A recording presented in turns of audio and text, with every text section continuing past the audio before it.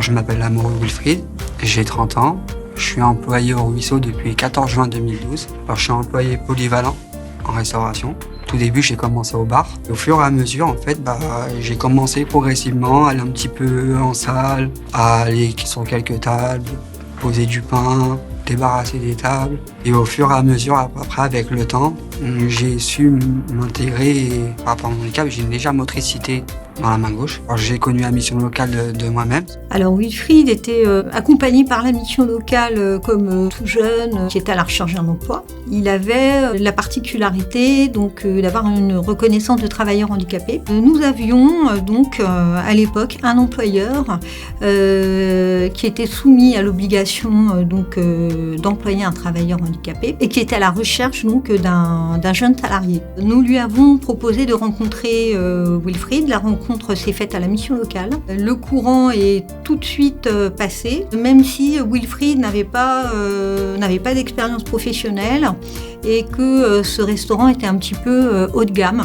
La mission locale s'est très investie, c'était tout neuf pour nous, donc il fallait le faire, accepter, admettre à tout le monde et qu'il puisse bien s'intégrer avec facilité. C'est vrai qu'à la mission locale, on accompagne et le jeune, mais aussi l'employeur dans le cadre de cette embauche. L'embauche d'une personne qui a un handicap ne peut être réussie que si l'employeur est accompagné également en amont. Et ensuite, il y a eu un accompagnement en emploi pour permettre à Wilfried d'avoir un filet de sécurité à la fois chez son employeur et à la mission locale. La mission locale nous a beaucoup aidés, d'abord pour faire le choix d'une personne, parce qu'il fallait que ce soit possible de pouvoir le faire évoluer dans notre métier. J'avais peur, c'était par rapport à porter des charges lourdes, des charges, que ce soit un carton. Cette connaissance que nous avons des jeunes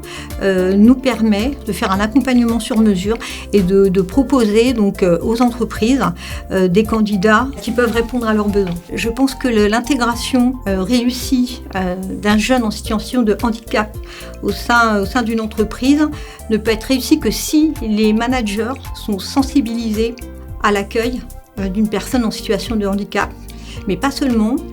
C'est aux managers, en tout cas, de former leurs équipes à l'accueil d'une personne handicapée. Voilà, une intégration réussie, ça n'est pas une embauche, c'est une intégration dans la durée de l'équipe.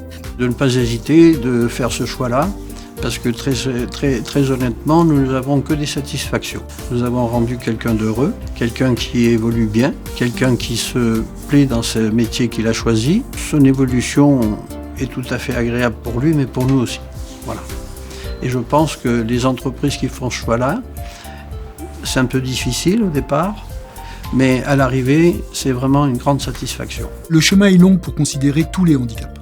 Et forcément, ça nécessite d'avoir un engagement de tous les jours. Être porteur de handicap, d'avoir des équipes qui soient à minimum sensibilisées sur cette question et qu'ils puissent l'aborder avec toute la bienveillance nécessaire, peut-être une bienveillance renforcée par rapport à d'autres jeunes, sans aller vers une compétence complètement dévolue à ça. Bien évidemment, ça veut dire qu'il faut à l'interne travailler là-dessus, faire monter les équipes en compétences à un moment ou à un autre, les sensibiliser, et puis essayer d'essaimer, parce que accompagner le handicap, c'est quelque chose, mais il ne faut pas oublier que le but des missions locales, c'est de mettre les jeunes à l'emploi, et que quand on met des jeunes à l'emploi, il va falloir à un moment ou à un autre travailler aussi avec les entreprises. Et c'est notre rôle que d'avoir cette double sensibilisation, d'abord à l'interne pour pouvoir accompagner au mieux ces jeunes, et puis ensuite de pouvoir aussi accompagner les entreprises pour l'inclusion de ces jeunes et leur permettre des solutions d'insertion durable. On aura vraiment avancé sur la question du handicap quand on embauchera des personnes d'abord pour leurs compétences et pas seulement pour leur handicap. Avec de la bonne volonté, tout est possible.